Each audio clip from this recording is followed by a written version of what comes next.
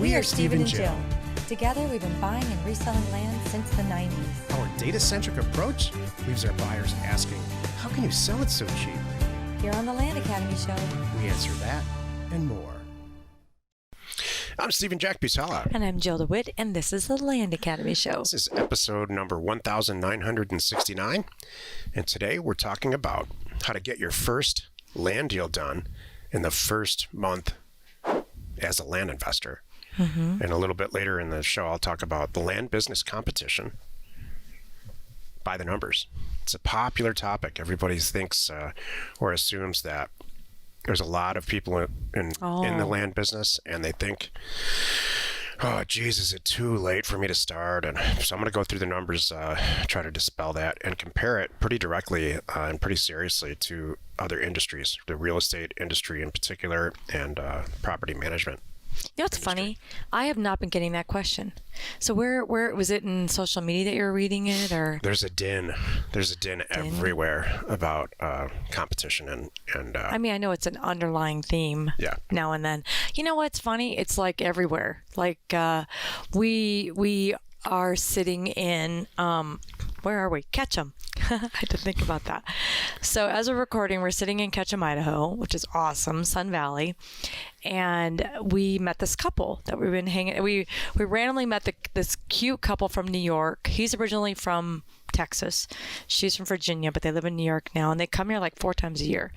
And their conversation, we all got together. We met up one night and just hit it off, and then 2 nights later, we ran into each other again at this park outdoor thing. And then they're like, "Come on over to our place that we have here and check it out, and just hang out with us." Like, sure, just really cool people.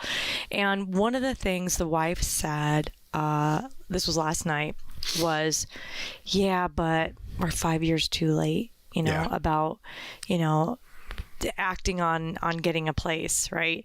And I said, "Yeah, but you're also 10 years early." She's like, "You're right. Depending how you look at things." So I thought that was really interesting. So even in people's minds that aren't necessarily in our industry, they even think that a lot of places are too late. So I'm really glad you're going to do this. Yeah, it's a great point on this anecdote. We are, as a Land Academy group, not in the habit of paying attention to or living by averages. And so when's the last time you've ever seen a real estate market where the average sale price is $400,000? We don't go in and spend the average. True. We send out mailers and spend 20 to 30 to 40% of whatever that average is. It's made that way by design. So even if the market did go down, and I can't think of really any markets that have gone down, in any type of permanent way, with the exception of Rust Belt markets like Detroit. You don't miss it. It goes up. Yeah, that's true. It's just a variance of how much it goes up, and statistically, why does it go up? And data's the answer. The entire answer. Data will give you all the answers. Oh, yeah. Each week on the show, we answer questions from our Land Academy member Discord forum, review land acquisitions from our weekly member webinars, and take a deep dive into 2 land-related topics by popular request. If you want a sneak peek of our Discord forum, go to landacademy.com. It's free. And by the way, if you want us to answer your questions here, or you just need some help getting involved in our community, no problem. It's very easy. Just simply text us at 480-530-7383.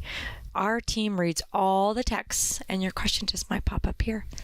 Let's take a question from one of our members on the Land Academy Discord forum.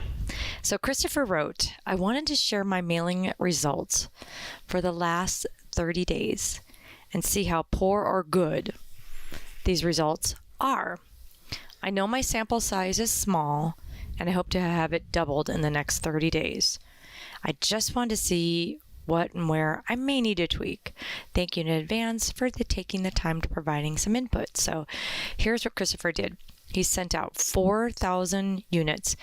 What did he say in the last 30 days? Okay, so let me preface this by saying he's just getting started. Yeah. So if he did this in the last 30 days, he's probably got 2 weeks worth of feedback here. He's going to get 2 more months and maybe 2 years more of feedback to add on to this. So I want to preface this. This is not like, oh, this is what a mailer, just exactly what a mailer does and we call it done. No.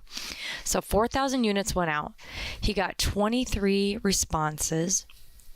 He got 13 uninterested. Of those responses, 13 were take me off your list, I don't care, or can't do it, for title problems. 3 were selling me. 3 wanted to sell, but Christopher saw it as unusable land. I'm not sure why. Exactly. Not sure why. I'm not sure why. Is there any land that's unusable? No. Okay, thank you. 7 serious sellers.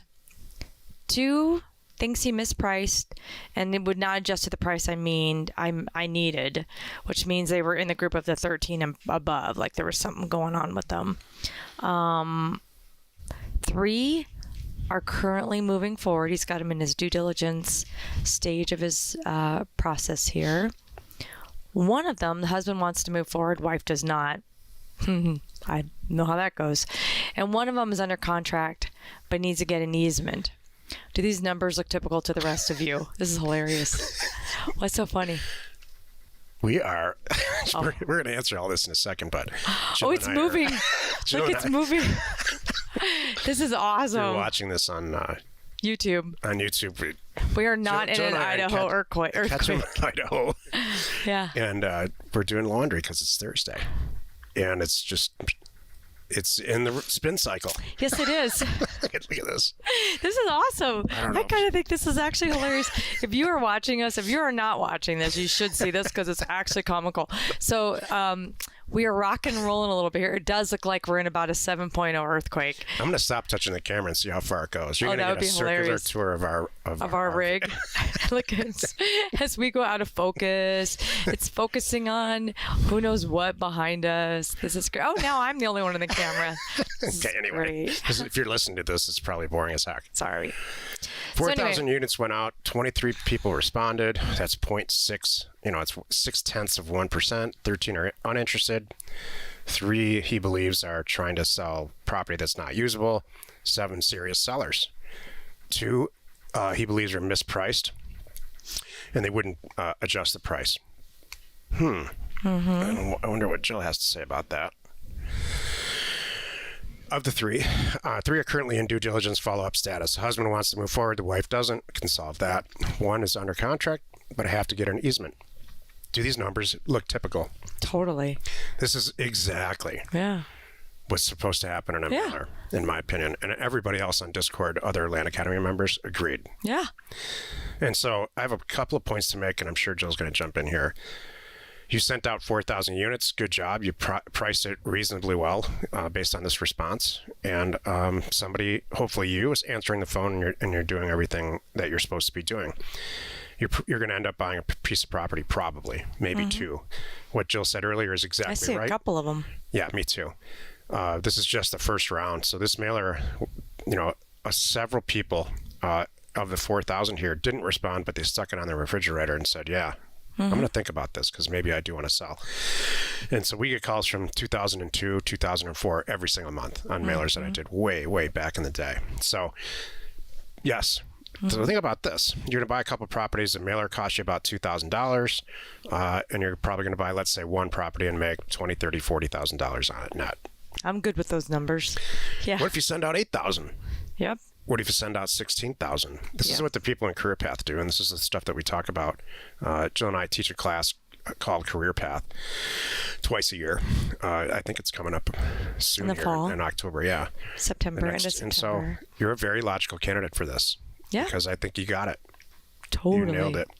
I think that, but just by the way that you structured this question and the fact that you're sharing the results with everybody and you're very mechanical about it, I think you're on your way to having an amazing land career. There are certain people that are going to read this and listen to us talk about it, and they're going to say, what are you talking about? $2,000? You spent $2,000 and just to see if you can do a land deal? Absolutely. And he's going to do a land deal. I'll spend $20,000. Yeah. Because if I'm going to make 100, think about it. Maybe do 2 deals and I make 100 each. I think that's money well spent. So I look at this as with a massive degree of success. This was successful. And I think that some people, I don't think it's the majority, but some people, the reason I'm bringing all this up is because I don't want you to look at this as not successful, whoever you are. And I'm not talking to Christopher here. 13 uninterested people out of 23 responses that's great. That means you priced it right. Yeah. And you did everything you're supposed to do. What you're looking for is, 2 or 3 people of these 4,000 that you mailed it to that said, yeah, you hit them at the right time. In whatever life circumstance they're experiencing, maybe they inherited the property or who knows what. They're ready to do a deal for you. In this easement situation, one under contract, but you have to get an easement, we do that all the time. Sure. Get with the neighbors.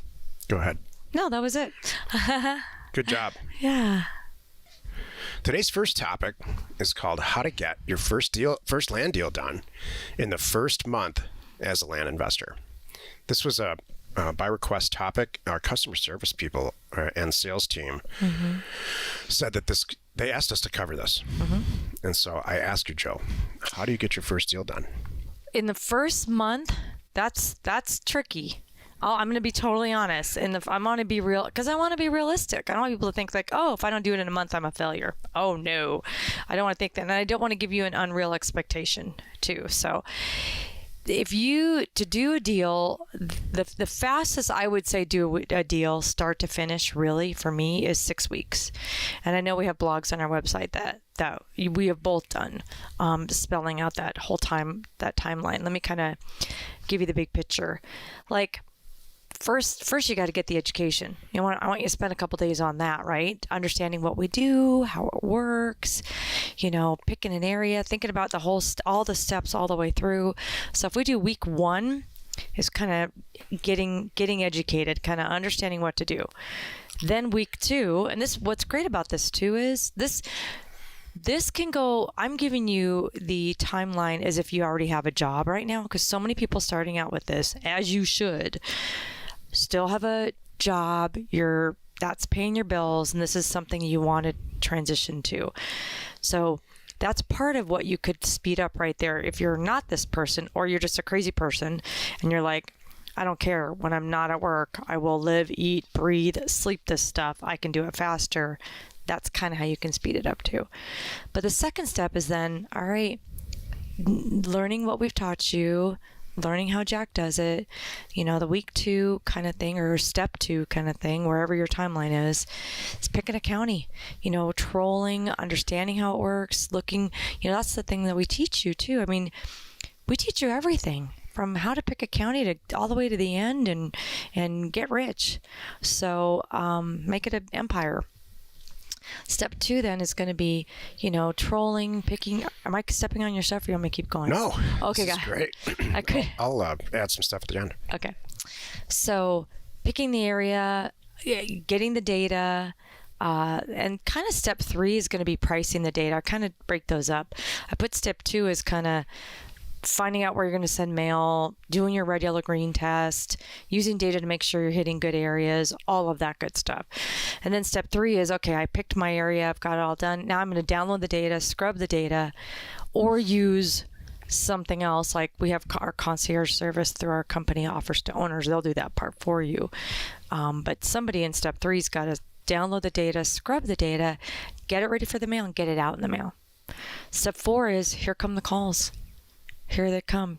You're gonna answer the calls just like Christopher here, and take the calls, pick out the best ones, do your due diligence, all the stuff that we show you, everything to do. And even along the way, remember, you're worried about it. Like, I think this is a good deal, I'm not sure. Great, ask us on a Thursday call. That's why they're there. You need some motivation, get in our free accountability group. That's there. All the stuff we have to help you. So that's kind of step 4. They came in. You're kind of picking what you want to buy it. Step 5 is you buy it, you own it. You either push it out to a broker if it's a bigger deal, or you don't want to do the marketing, that kind of a thing. Just throwing that out to you. And step 6 is you sell it. You get your offers, you pick the best offer coming back from buyers, and then rinse and repeat. So that's kind of loosely, how you space it out. And if you want to, jam all that together, and I know people that do. I know people that get our program and they like binge watch, right? And then started on Friday night, and by Monday, they're hitting the button, sending off a mailer, which is amazing. So this is kind of ties into the first month thing. So then they could have 10 days later be fielding calls and looking at deals, really. Then nowadays too, post COVID, my transaction coordinator can get deals done with escrow literally in 5 to 7 days. So that speeds that all up. Like, what are you talking about? Really? Yep. And then, you could list it. I've had properties that I listed them on a Friday, and by Sunday I've got 3 offers. And that's often when Jack's mad at me saying you priced it too low. On the sell side, not on the sell side, right? He's like, what do you mean you sold it already? I'm like, I didn't know it would go this fast.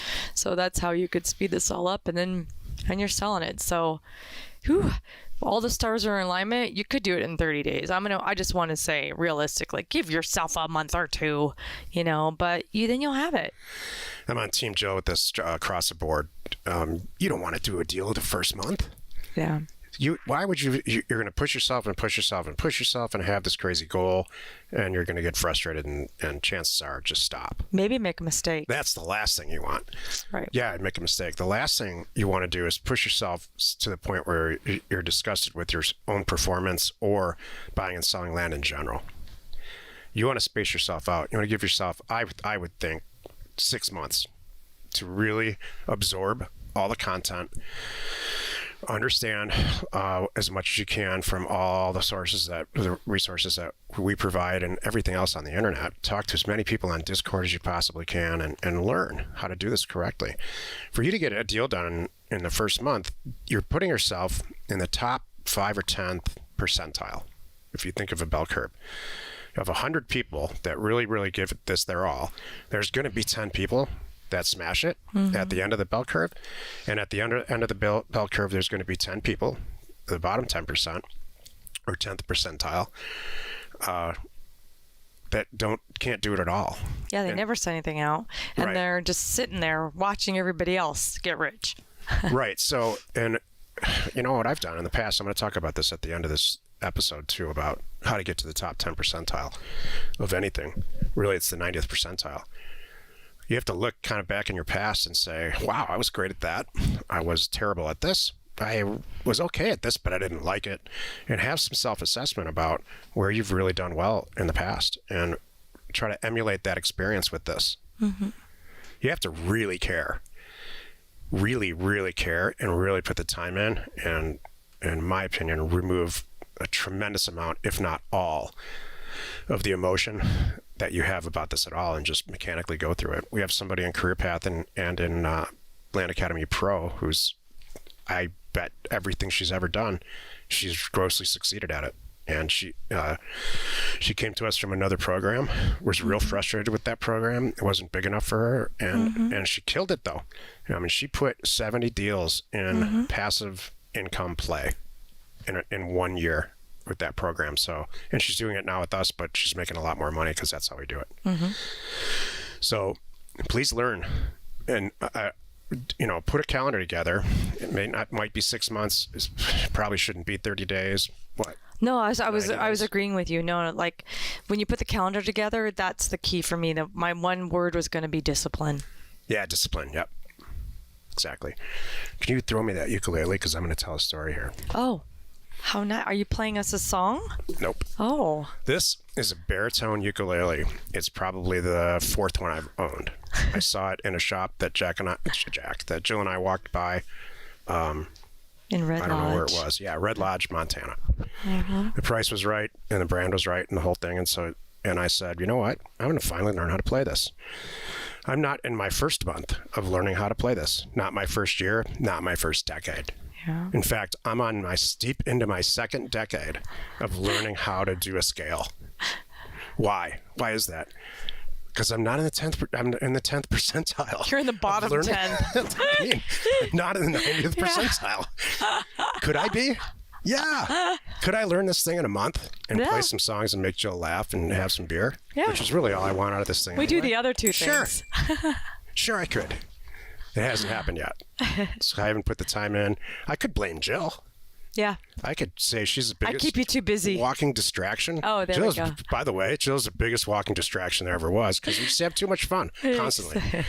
So if you take your land career the way I have been taking and handling my ukulele pursuit, you're going to be 2 decades in. Oh, there you go. Wondering when you're going to do your first deal.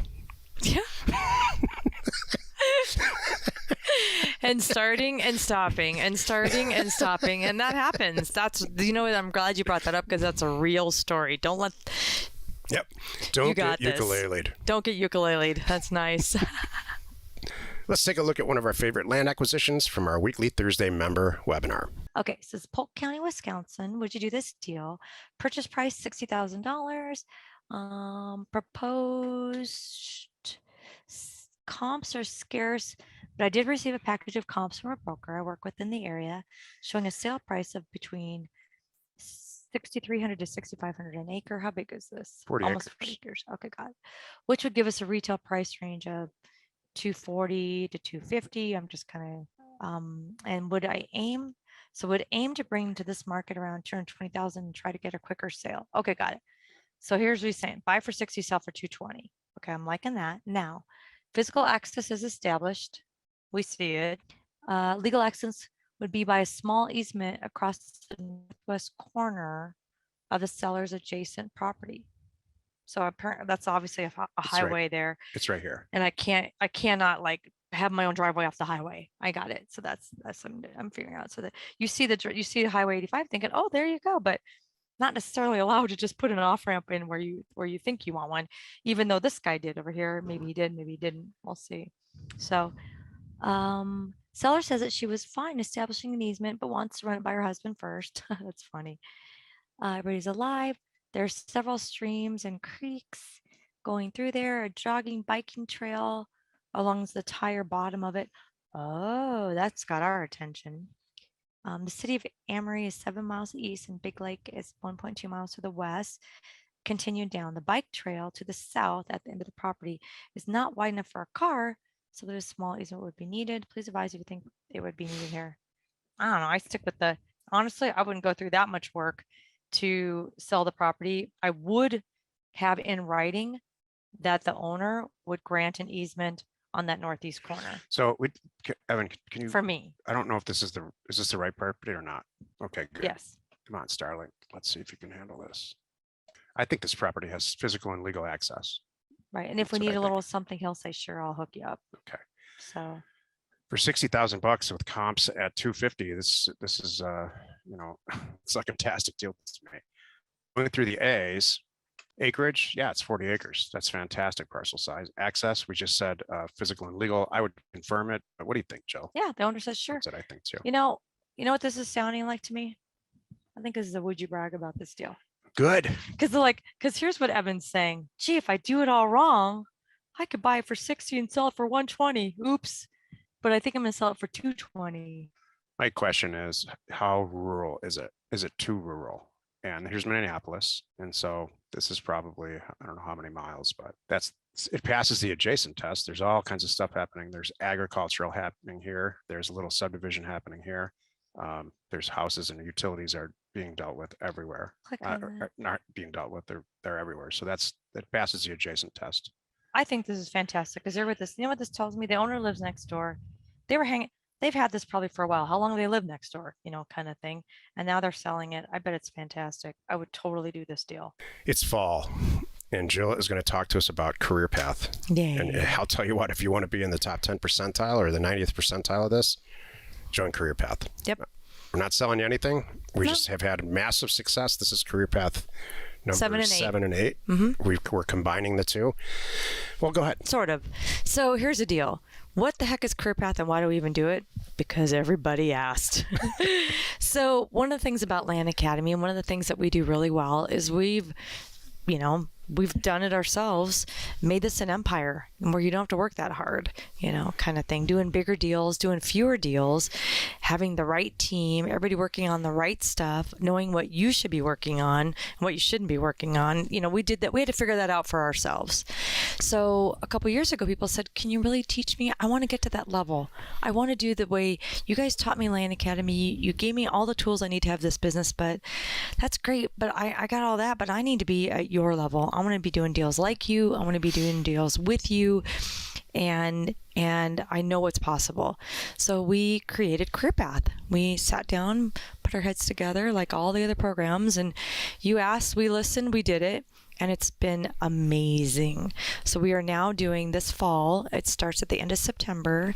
We're doing 2 sessions back to back, or, kind of side by side. One's a Wednesday session, one's a Saturday session, because depending on your schedule, you may not be able to hit the Wednesdays or the Saturdays. And the other nice thing is, depending on your schedule that week, you can flip-flop around between, I can't make Wednesday, I'm going to show up for Saturday, fill in the blank. Heck, you really want to obsess on this? I'm going to show up Wednesday and Saturday? All right, knock yourselves out. That's what we're doing. This is the first time we're doing it, and I'm really, really excited. This is your career, or you want it to be. That's what this is. This is the answer. So yes, so it's 8 weeks with us, taught by us, for about, I'm going to say 4 to 5 hours a day. So the Wednesday group is going to get us 4 to 5 hours, and the Saturday group is also going to get us 4 to 5 hours, because we're really here. It's Land Academy on steroids, taking it to the next level, and really helping you make this your career, business. I want to add one more thing too. Only via Career Path, because again, Career Path, and it just started the very last sessions, the first time we did this now. We now share our team. You can hire my transaction coordinator. You can hire my fill in the blank, because at the end of Career Path, you're going to be going, great. Now I know I need a couple of key employees now to do it just like you guys. So we'll tell you how to hire them, or you have access to ours, and that's Land Academy Pro. But it's only at the end of Career Path that's available. Just letting you know. So it's awesome. Check out landacademy.com, and on the menu bar, you'll find a Career Path thing with more information. Let's take another question posted by one of our members on the Land Academy Discord online community. Again, if you want a sneak peek of this, go to landacademy.com. It's free. Okay, Mike wrote, I'm looking for some advice on this deal. The numbers are buy for $200,000, sell for $275,000 to $300,000. All right, $7,500,000 profit. 100,000. Right. 75 to 100,000. Sorry about that. Profit. The challenge is that the property needs to go through probate. I have an estate attorney, which is actually a friend of the family, that can handle this probate. The seller doesn't have the money to pay for it, so I offer to do it. I'm considering a couple of options. One is, of course, to protect himself, right? I'm going to help this guy undo this probate, and then I want to buy the property. What if something goes weird in the middle here? So this is what Mike's thinking through. So he's like, okay, one is I file a lien against the property, make sure I get paid back, just in case she changes her mind once it's all done. The other is I have her sign an option agreement. Both of those are good. I don't have the funds to purchase it outright, and I don't think there's enough profit for an investor deal. I really want to get this deal done and help out the widow. They had no will signed, and her income is a fraction of what it was before her husband died. The property's in a great vacation subdivision, one that I've wanted to own in for years, and I know it will sell quickly unless I can figure out a way to buy it myself. Thoughts? Suggestions? So 1 second before Jill answers. This is exactly what you're looking for. Not exactly, but it's a version of, a really good positive version of solving a problem for the seller. It stopped anybody else from buying it in the past just because they didn't really want to deal with this. And filing a single asset probate, depending on what state this is in, can be incredibly simple. In fact, my guess is it's very simple. There's enough meat financially on this bone, on the bones here to do it. He's going to make $100,000 on the deal. And I disagree with you on one single point here. Is there's enough money involved for you to get a person to front you the money. There's $100,000 of profit, $50,000 each, or whatever you decide from a percentage standpoint. That's a lot. Especially if that's not like a retail number. If that's really like a sell it fast, kind of thing. You know the area. You've wanted to buy and own property there already, so you get it, and you have a pretty good idea about how fast it's going to sell and for how much money. When Jill and I always say, you're looking for a situation. You're looking for, great. It passes the test. The piece of property is great. But attached to that piece of property usually is some type of personal scenario that the seller's going through, a life event, and this fits the bill perfectly. So probate's no big deal. In fact, you're going to laugh when it's over. You're going to laugh and say, "Wow, that's it. We just had to run some stuff through, and it's over." I have a third scenario. Why would Mike not just do this? The attorney can handle this. The attorney, I'm sure, could handle closing the deal.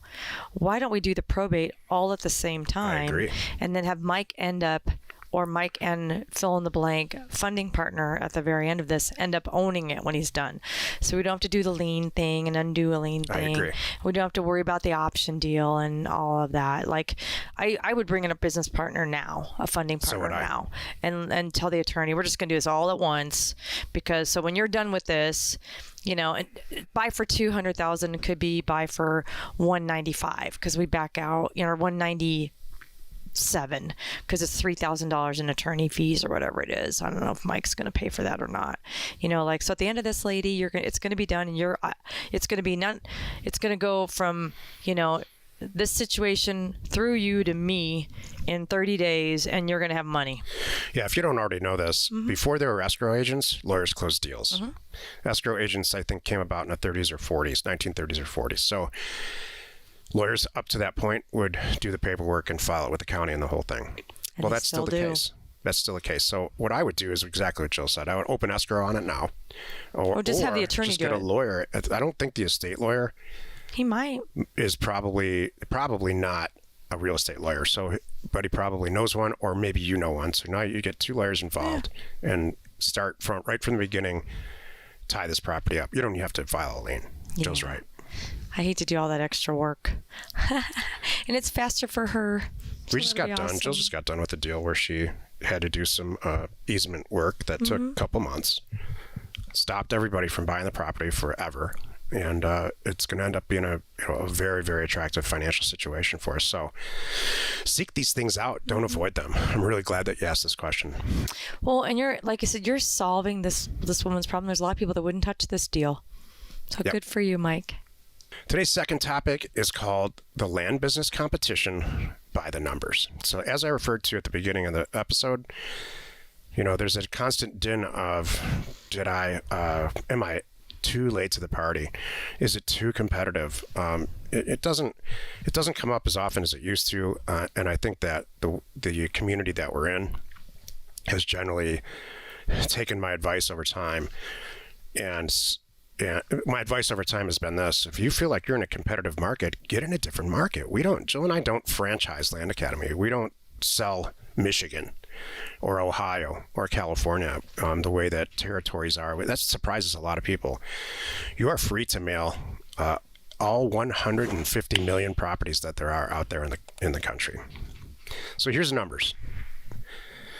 There's 150 million APNs in the USA-ish. That means there's 150 million properties. That's in that is houses, land, commercial property, Air Force bases, hospitals, all kinds of stuff. Anything that has an APN. 150 million of those. 20 million are SFRs, single-family residences, detached houses. 6 million of that 150 million are commercial properties. That's everything. Apartment buildings, office buildings. It's not a lot. On and on, right? I, for round numbers purposes, assume that there's 4 million other properties like Air Force bases and hospitals and stuff that I don't think there's that many. I don't think there's 400,000, quite honestly, but I'm just doing it for round numbers. That leaves us with 120 million plus properties, which are land, all different types of land. There's maybe, by my estimation, 1,000 people in this business who, like Jill and I, regularly send mail correctly and regularly do real estate deals. Are there a lot more people that listen to this podcast? Yes. Are there a lot more people in other real estate groups out there that are sending out mail. I think there's 1,000 people in I general. think that's pretty good. That's a good I think number. it's actually I think that's a good number. It's less people, but okay. Yeah, I think that's fair. That's 100. Probably at a time too. Like how many people think about it? They send out one and then they give Yes. up, or they Yeah, and that's not in this stop, number, or right. they do postcards or something dumb. Sorry. Thanks, Joe. Sorry. If by some magical scenario, all of us are equal, which we're not, there's a huge bell curve at play here. You know, Jill and I are probably in the top 10%, the 90th percentile. Probably. We are. And so let's say it's all flat. There's no bell curve. That's 120,000 properties per person. If you divide, 120 million divided by 1,000 people. Mm-hmm. If your mailer yield is 4,000, just like in the example earlier, then each of us buys 30,000 properties a year. I mean, 30 properties a year. If you make 50 grand, that's $1.5 million a year that you're going to make. If you're smashing it like the 90th percentile, you're going to make way more than that. I can tell you that's the case for us. And if you're brand new and it's your first mailer and you are in this 1,000-person group, or you want to be, then you will gradually work your way up to making a hell of a lot more than $1.5 million. But if you're just average in this 1,000-person group at the top. It's good. So is it too crowded? I'll let you decide. If your average performance of that 1,000-person is $1.5 million a year, I don't think that's, Do you know what's funny? I just had this simple conversation. I have a new person on my team helping answer questions for people who want to get involved in Land Academy. His name is Christopher. And he's like, how do I answer this question? If it comes up, I said, Christopher. There are 3,144 roughly counties Not roughly. That's there it. are. Okay. You nailed it. Counties and parishes in this country. I personally, if I did one a month, I couldn't hit them all before I die. He's like, got it. There's no way. No way. So now we've got that $1.5 million number average in our head. I'm going to give you a comparison about the real estate industry for licensed real estate agents making commissions, like people who buy and sell your house. There's 1.6 million real estate agents in the country, not 1,000 people like in our industry. 1.6 There's million. 1.6 million. This is good. Each year, approximately 6 million houses are sold. Again, if we average this all out, that's 3.75 houses sold per agent. Let's just call it 4. $475,000 average sale price, which means that for each of those 4 properties that they sell, they make the gross commission is $25,000. You got to split it with the house, the brokerage, and you have to split it with the other agent on this side. So you got to divide that at least by 2 or by 4. And so you can confirm all these numbers on the internet. That's where I got them. True. I don't walk around knowing this stuff. I did some research on this before the show. So they make $8,000 to $12,000 for those deals. So let's just call it 10,000. 10,000 times four transactions a year is 40 grand. Well, we just talked about making $1.5 million a year. The average real estate agent in this country, the average or mean number is between $40,000 and $60,000 a year. The people in the top 10th percentile make a couple $1 million a year. Well, guess what? That's our average. And so you've got 6 million deals that 1.6 million people are chasing. We don't chase deals. They come to us. We send out all this mail. A bunch of properties come back. We choose which one we want to buy, and we buy it. Yeah.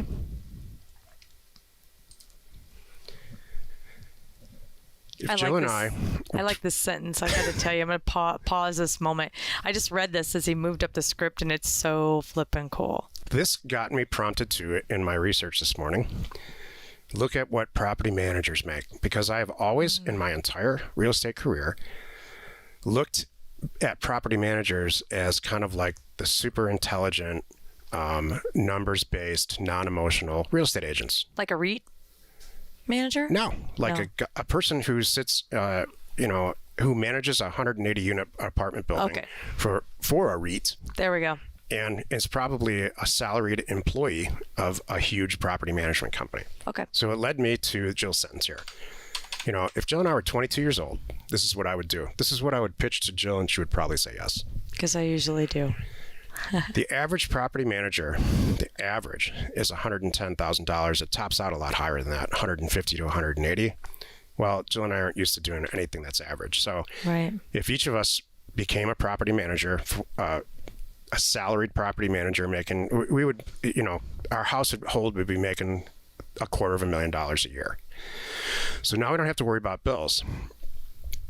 We would also, if we were 22, live in the worst block of the worst neighborhood that you could possibly find that's close to all the fun. Mm-hmm. And so theoretically, that would be cheap. It would be way below average housing costs. At that time, we would send out a ton of mail and start doing deals, number one. Number two, we would look around at other failing property managers and either buy their company, figure out how to buy it, or start our own and go get the clients. And so competition? Well, hold on a There's moment. no When would I competition. transition? That's a 60-hour-a-week job. So you're going to get me, I might sign up to that for in the beginning because I need the dough, and then I'm going to use the dough for something else, but I'm certainly not hanging out in that job. All that is to pay the bills, get ahead. Thank you. So I can do this. Fund our mailer. Okay. And fund either buying a small property management company that we could grow, or starting our own, or both. Yeah.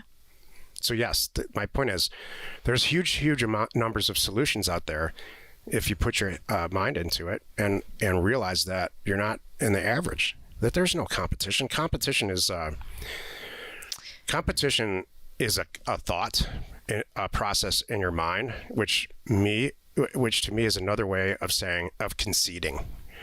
Do you think that like NFL stars, while they're running down the field, are wondering about if they're the fastest person in the league or how they got there or any of that stuff? Hell no. They're just smashing it out there in the field. I was going to say, people confuse average and they think that they're put into a box based on how smart they are, and that's 100% not true. Totally.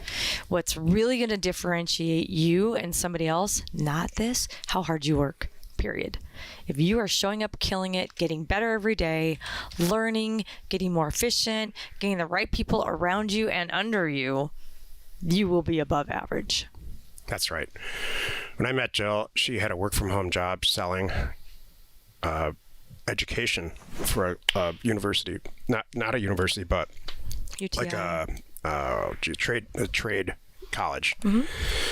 And she smashed it. She was at the top of the list as a salespeople every single month. There were plaques all over the place. And one day a light bulb went off in my head, and I said, what if she did this for us? Like, what if she sold stuff for us? Sold real estate. Mm-hmm. I can buy these properties all day long. What if she sold them? And we did. And that's if we were 22, can you imagine? Oh my gosh. I can't even imagine. I know, I agree. Yeah. So please don't. I have to do this every 6 months. I have to talk about competition, and I take a different angle at it every single time. There's no real competition in our industry at all. If you sent out a mailer and somebody says to you, oh, I just got 3 letters like this. No, they didn't. Yeah. They did not get 3 letters just like this. They maybe got one, and it's maybe in the Austin, Texas area where you shouldn't be sending mail probably anyway, which we cover all in the entire program. Cool. Let's take a look at another one of our favorite land acquisitions from our weekly Thursday member webinar. Fayette County, Tennessee. Accepted offer price is $12,000. Thinks we can sell it for 24 to 30. Good. 1 acre. What's the deal breaker on that 40? I can tell you, usability. Let's just say it's all wet and it's just duck hunting land with access. That's not bad. No. We just need to find out we need comparison values then. Then I would just need to bring in and make sure it's a whitetail property guy. Yeah, whitetail property's got to be great. They'll tell you right away. They'll fix it. They'll know. Yeah. Is someone else trying to fund this around me? Just kidding. Totally kidding. 1.6 acres next door sold for $22,000 and $2,000. 1.1 acre, 5 parcels over, sold for $17,000 and $2,000. So I see houses. If you guys can see the display, you can kind of make out the houses on here. When we look at when we do our own deal review, we do just like this, where we look at different maps and different layers to see where their houses are, and then look at other things, what might be built out. It's not wet according to FEMA. That's good. Access is fantastic. Oh, he lives right there. Noted. Got it. So there's the seller. He's selling the one furthest away. totally like that. So like I've said in the past, these properties are so easy to value. All you need to do is take a look at this house. We're going to look at the owner's house and see what it's worth. And whatever it's worth, we'll look at a few of these other ones. It's an infill lot. It needs to be less than 10% of that value. Hey, what a smart man. See, sweetheart, I'm going to own all these 3 lots. We're going to pick the best one, build on it. And then when we need dough later on, we'll start selling them off. Yeah. Wish you had like 30 or 40 of them. You never have to work. It's $285,000. So right away, it needs to be less than 20 and you're at 12. So, and your target price is 20, which is fantastic. So let's just confirm other sales. These are the properties that are more than 1 acre that are sold in this. I'm going to remove the boundaries just so we can see the area. So 1.2 acres sold. This is cheapest at 20,000, and for sale, cheapest property that's over an acre is 50,000. So we like it. We're 2 for 2. Yeah. I love this deal actually. Jill, you have something inspirational to share with us. Yep. So I was thinking the other day about an individual that I've been watching in Land Academy, not you. Oh, thank you. No. Oh, thanks. It's not about me. No. Someone that they stop, they start, they stop, they start, they get involved, they unget involved. And I'm like, this poor person, I don't know what's going to happen to them. You know, they start to do career path and then they're like, I don't know if I can do career path. I'm like, so I was as I was thinking about it, I was thinking about myself and thinking about the other successful people in the group. And so I have this question I want to ask you, listener, you know, to figure out who you are. So are you a stick with it kind of person, or are you constantly chasing something shiny? Or even worse, just starting and stopping, and not continuing on and finishing something. So part of this whole thing, and it's not even Land Academy, what we do, period. Life, start of life. Think about college. Think about any career you choose. There's going to be highs. There's going to be lows. You have to decide if that's what you really want. And then you're going to commit to it and stick with it and work through the stuff. This is it. Versus, you never get anything done. Sometimes it's chasing something shiny. Oh, this could be better. This could be better. This could be better. Which I'm going to argue is not just that, I found something better and I had to go that path. But I'm going to argue that it's just you're never going to commit to something. That's your way of saying, I don't have to do anything. I'm just still researching. I'm going to do this. I'm going to do that, whatever kind of thing. No, you're just not sticking with it. Like it's, I don't know why I'm thinking of like a doctor. I mean, that's a long path. Say you want to be a doctor. You want to be a surgeon. You get into it. Now you want to be this kind of a surgeon, or just even any college thing.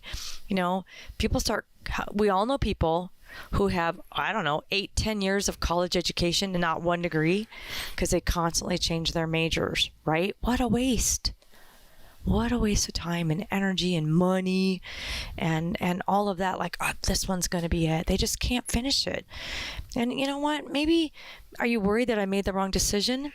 You know what? So later on, revisit it. Later on, if you find something like it really doesn't work for you, I can understand there's a few exceptions. There's times that people go down, this is the people that I really respect. People who go down the path and start something, finish it, have a wonderful career, even though it wasn't their dream passion, but they had a nice life, they made it work, and then later on go, you know what? After all this time, I realized this is what I kind of really want to do. So now at 60 or fill in the blank, whatever, I'm going to do this. This is what I've always wanted to do. I've always wanted to paint. Who knows? Not me. So I have no talent like that. No art talent, Jill. Wow, that's a great prelude. There's lots of things I could do with art. Super good prelude. Singing, drawing, no, that's not me. I'm fine with that. But anyway, so I just wanted you to think about that, and you can fix it, like, Jill, that's me. You're talking about me. I didn't even realize it. Like, I do that. I start this, I turn it off, I get half involved. I come up with excuses, so stop it. hold yourself accountable, give yourself rewards, little rewards if you have to along the way, break it up into really reasonable tasks so you're not overwhelmed, and finish it and watch what happens. It's going to change everything when you accomplish something. That's a perfect prelude into what I want to share. Okay, well, Jack, what do you have? I don't agree with Jill on most of what she just said. You don't agree with me? Mm-mm. Oh, cool. This is awesome. Bill Gates Sr. She says sarcastically. Bill Gates Sr., the Bill Gates that we know, his father, wrote a book called Showing Up for Life. It's probably my favorite book, my favorite business / inspirational book. And he said, you got to show up. And you're not going to show up. The name of my share here is how to get to the top 10% of performers in any business, really anything. And the very first inkling of you really wanting to do really well at anything, you got to sit yourself down and have a real serious, honest conversation. I'll do it with myself right now, so you can have you have a place to go up, because you can't get any lower than me. Well, while you do that, I'm just going to hold this. So you tell me, babe, how you want to destroy my thing and how successful you are. Go for it. I'm holding the ukulele. Not a very good student. I graduated from Michigan State University, barely, because I didn't care. And I found out a lot later in life that I didn't care because I have a mild learning disability, dyslexia. It doesn't apply to numbers for some reason. I've always been good at math. So that's my point. Have a real honest conversation about what you're good at, what you enjoy, what you're not good at, what you don't want to do. I wasn't good at in school all the way through. So I am not a college professor. It's just common sense. I was very good at sports, not all of them, but some of them, but I hated it. I hated the culture and the locker room culture and all of that. I was rewarded for that my entire life. Never went into that either in any way, because I didn't like it. What I loved and what always came easy to me since I was 14 years old is making money and organizing things so that I could use my head, not my hands, because I got tired of cutting lawns and shoveling snow and all that stuff like so many people. And so, great. That's the end of the conversation with myself. I suck at this, I'm okay at this, but I don't like it, and I'm really good at this, and this is the thing that I want to be the 10% in.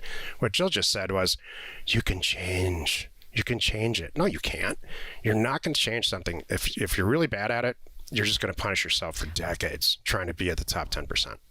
Or you're just going to go through the motions and wait till you can retire, wait till Social Security kicks in. Not that there's anything wrong with those things, but I think that's what happens to most people.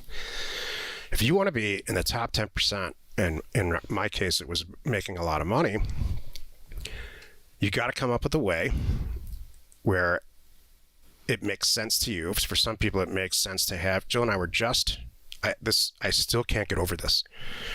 We were just we went to that concert. Who did we go see in Ketchum, Sun Valley? Billy Currington.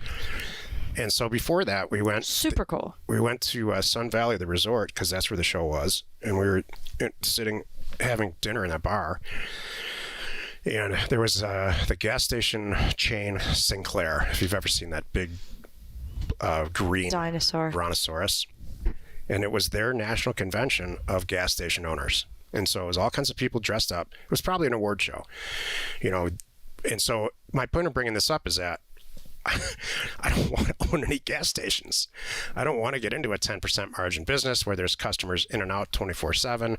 There's bricks and mortar you got to deal with, and leases, and all kinds of money and debt that you've got to accumulate. But in that program, there was a top 10%. And I can tell you, they probably had that conversation with themselves, or they inherited the business from their parents or something like that. So they got to be the top 10%. That's what this whole meeting was about. For me, I don't want any risk. I don't want any bricks and mortar. I don't really want any employees. I want to be able to get in and out without a real commitment, the way that we get in and out of these deals. And so through the course of failing at a bunch of stuff, which I still fail at sometimes, we came up with buying and selling land. I came up with buying and selling land in the early 90s out of frustration. Just because my whole motivation was, I don't want to work for anybody else. I don't really even want to work for myself.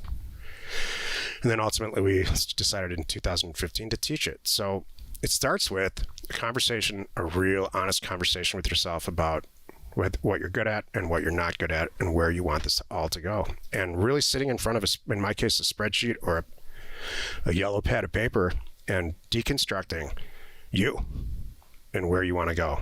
And then putting together a plan to get there. Cool. That was great. Thank you. Hey, don't forget, you can reach us for questions or help or anything that you need. If you want to get something answered here or learn more about us, you can easily text 480-530-7383. Join us next Wednesday for another interesting episode. You are not alone in your real estate ambition. We are Jack and Jill. Information and inspiration to buy undervalued property. We hope you found our content valuable and we appreciate your support. If you have not already, please check out our channel and hit the subscribe button. And your comments and suggestions help us to create the content you're here for. Hitting the like button helps to support our channel's algorithm and gauge your interest for future shows.